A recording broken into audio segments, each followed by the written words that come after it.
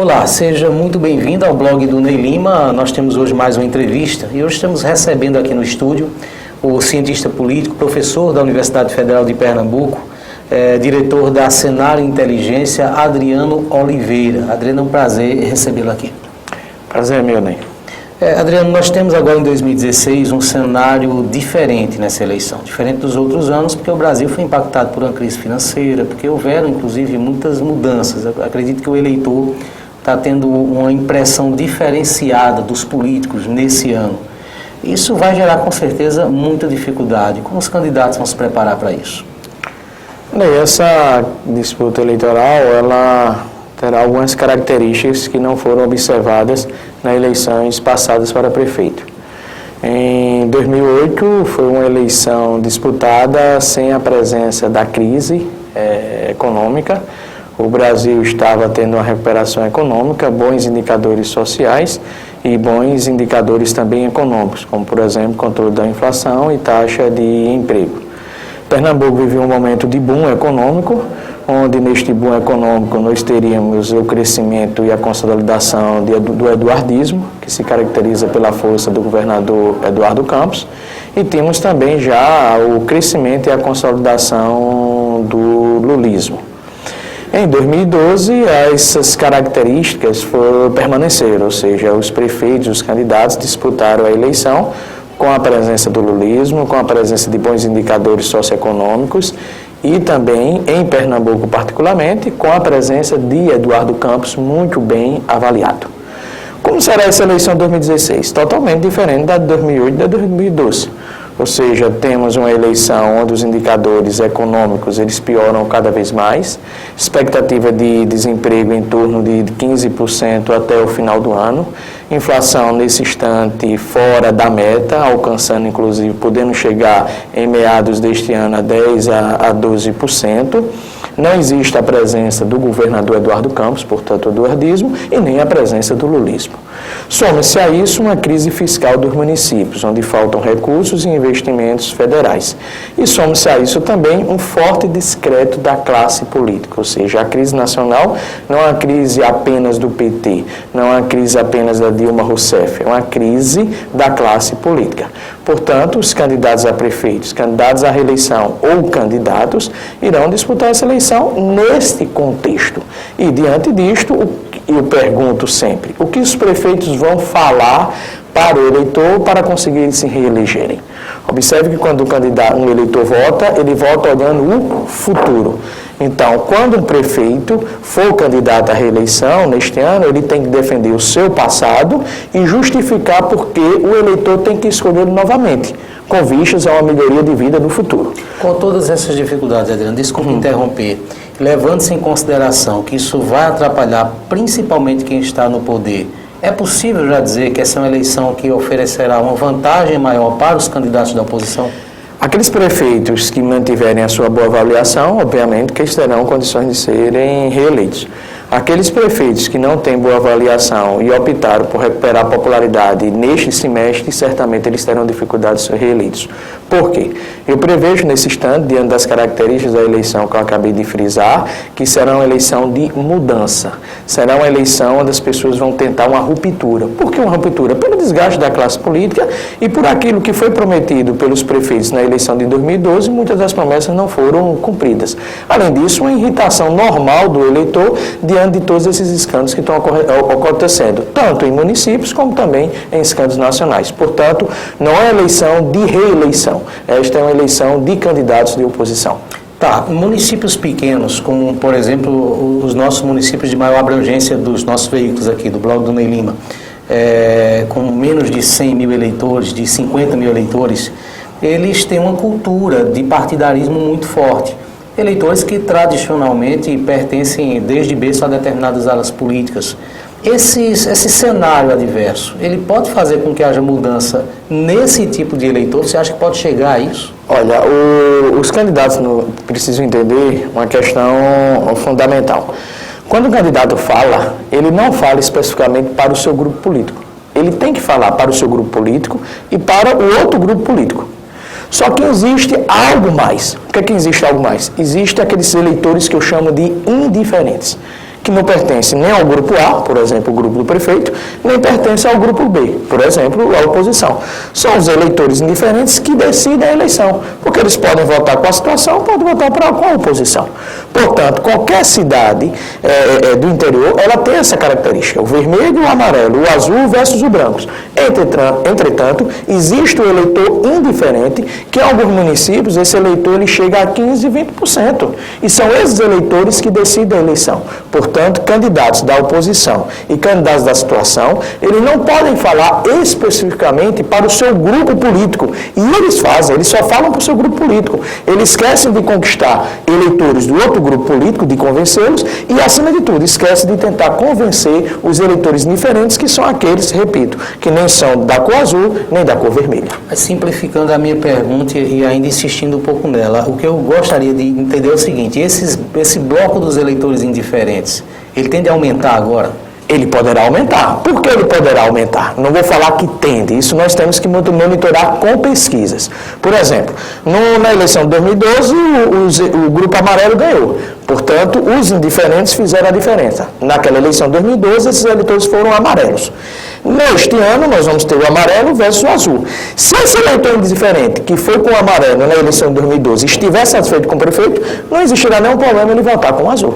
Portanto, os eleitores indiferentes, eles continuam sendo indiferentes sempre, eles não participam sempre e não estão sempre permanentemente dos grupos políticos. Por isso que são esses eleitores que fazem a diferença. Outra questão, nós temos que fazer, através de pesquisas, é tentar entender o tamanho do grupo amarelo e tentar entender o tamanho do grupo azul. O que eu quero dizer com isso, Ney? Quais são os eleitores fiéis do grupo amarelo, quais são os eleitores fiéis do grupo azul e qual o tamanho do eleitor indiferente.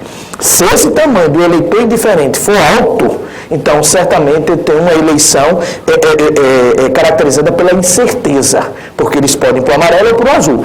Se eu não encontrar um alto número de eleitores indiferentes, certamente eu tenho um grau de previsibilidade maior quanto ao resultado da eleição.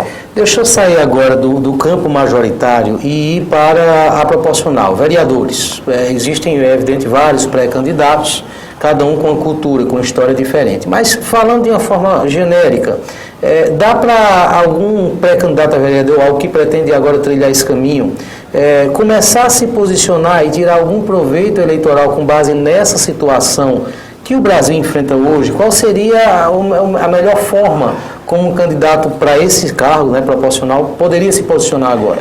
Veja, candidatos a vereador, eles partem também de duas premissas erradas. Primeiro é o domínio, a predominância do voto de estrutura, que é o voto econômico. É o voto em cargos em prefeitura, é o voto em cargos em uso do poder financeiro, troca de favores para ganhar a eleição. Esses candidatos terão dificuldade diante da crise fiscal que está instalada nos municípios. Mas, desculpa, interromper novamente, as pessoas não estão precisando mais agora de poder econômico? Então, esses candidatos que oferecem algo em troca do voto, eles podem ter uma condição financeira. A sua pergunta é importantíssima, inclusive, recentemente eu abordei isso em artigo e vou respondê-la. Então, voltando ao raciocínio anterior para eu chegar nessa sua observação.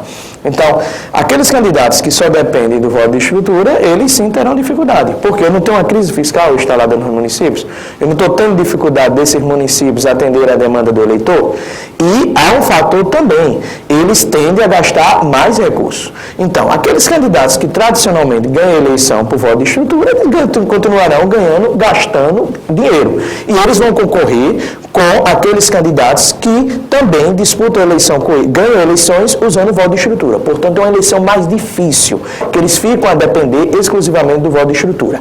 Se um candidato puder mesclar, ou seja, ter o voto de estrutura e também ter o voto a partir de uma comunicação, de uma marca, de uma atitude, de um posicionamento claro perante o eleitorado, esse candidato passa a ter mais chance. Portanto, candidato sábio é aquele que não deixam de realizar, deixam de buscar, de atuar com o voto de estrutura, mas também complementa a busca do seu eleitor com a comunicação. Outro ponto que você colocou muito bem, essa é a minha dúvida da crise. Os eleitores hoje estarão mais suscetíveis à compra do voto, e suscetíveis ao uso da estrutura por parte do candidato, a oferta de um emprego, a oferta de uma ambulância, a oferta de um remédio, ou esses eleitores eles vão optar, diante de tantos escândalos, pela ruptura. Aí um dado importante. Ney, em vários municípios de Pernambuco que eu estou realizando pesquisa de monitoramento para prefeitos e candidatos à oposição, eu estou monitorando esse voto. Eu estou monitorando o tamanho do eleitorado que deseja trocar seu voto por alguma coisa.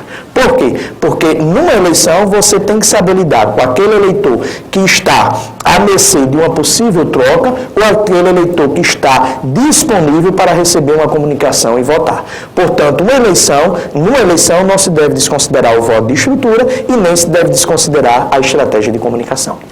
Adriano, mudança no calendário eleitoral, 45 dias na decorrência da eleição. O que isso muda na prática? Olha, muda mais, veja, isso pode beneficiar aqueles candidatos do Poder Legislativo que trabalham exclusivamente com voto de estrutura, mas eu acho isso muito perigoso, porque eles podem ter a ideia que vão gastar menos, ok? Outro ponto, há um raciocínio, ao meu ver, equivocado, mas não foi por conta da mudança das regras, de que prefeitos em 35 dias conseguirão recuperar a popularidade. Eu não vejo em condições de recuperar a popularidade em 35 dias de guia eleitoral. Portanto, os prefeitos que precisam recuperar a popularidade ou manter seus eleitores cativos, manter sua popularidade, já precisam estar trabalhando. Há uma regra, se esse calendário menor, esses 45 dias de eleição, dificulta quem está no poder ou quem está na oposição? Não, se você é um prefeito, veja, eu vou repetir, foi a minha questão. O prefeito X está bem avaliado, então ele tem que manter essa avaliação. Se o outro candidato da oposição começar a trabalhar a partir de agora e ele só trabalhar nos 35 dias de campanha, certamente a oposição conseguirá desconstruir esse candidato. Quando ele for se recuperar, o tempo não será suficiente. Portanto, candidatos à reeleição, eles precisam trabalhar, desde que assumam o mandato, a sua boa comunicação. Se ele não tiver uma boa comunicação, ele terá dificuldade de se reeleger. O candidato da oposição, se o candidato da oposição ele for desconhecido ou não tiver uma marca, ele não vai conseguir nível de conhecimento, nem vai conseguir ter marca, nem vai conseguir convencer o eleitor em 35 dias. Portanto, ele precisa, desde já, a utilizar as ferramentas nesse período que eu chamo de pré-campanha. E o que ele deve fazer nessa pré-campanha? Ele deve mostrar ao eleitor qual é a sua marca, ele deve mostrar ao eleitor o que ele propõe para o futuro e, acima de tudo, tentar convencer o eleitor que é muito melhor ir com ele na construção de um futuro do que continuar com o prefeito. Para a gente fechar, Adriano, a minha última pergunta, comunicação, redes sociais, comunicação em massa, qual o papel que isso vai ter nessa eleição de 2016? Olha, a rede social não é eleição. Mas como é que você pode ter o advento da rede social, que as redes sociais conseguem mobilizar e campanhas representam mobilizações, ou seja, como é que um candidato ganha eleição? Quando ele consegue mobilizar. Ele pode mobilizar através do uso da estrutura que ele tem, ou pode mobilizar através da comunicação. Então, quando eu falo comunicação, as redes sociais estão incluídas. Então, candidatos precisam usar intensamente e fortemente as redes sociais. Mas precisam saber usar, tem que saber usar de modo inteligente, com conteúdo, apresentando ao eleitor uma marca, apresentando ao eleitor um discurso convincente. Se for um candidato de oposição, esse candidato ele não pode estar todo dia apresentando as mazelas do município. Ele precisa falar dele. E se for um candidato de situação, o prefeito, ele precisa mostrar as conquistas que a população de da cidade teve no exercício do mandato dele. Ou seja, rede social, ela precisa ser utilizada, mas ela precisa ser usada com conteúdo inteligente. De onde advém esse conteúdo inteligente? Advém de pesquisas qualitativas e quantitativas, no caso de boas estratégias. Por outro lado, as redes sociais, ela vem solidificar e ampliar a repercussão de uma entrevista no rádio. Portanto, Ney, você não pode usar apenas as redes sociais, você tem que usar também veículos de comunicação, principalmente no interior, porque no interior o poder da comunicação do rádio ele é fortíssimo. Então, aqueles candidatos que conseguem unir um bom conteúdo na rede social e um bom conteúdo em rádio, ele certamente consegue conquistar eleitores e possivelmente obter sucesso eleitoral. Adriano, muito obrigado pela presença aqui no estúdio do blog. Muito obrigado e disponha. Outras entrevistas como essa você vai acompanhar pelo www.blogdoneilinho.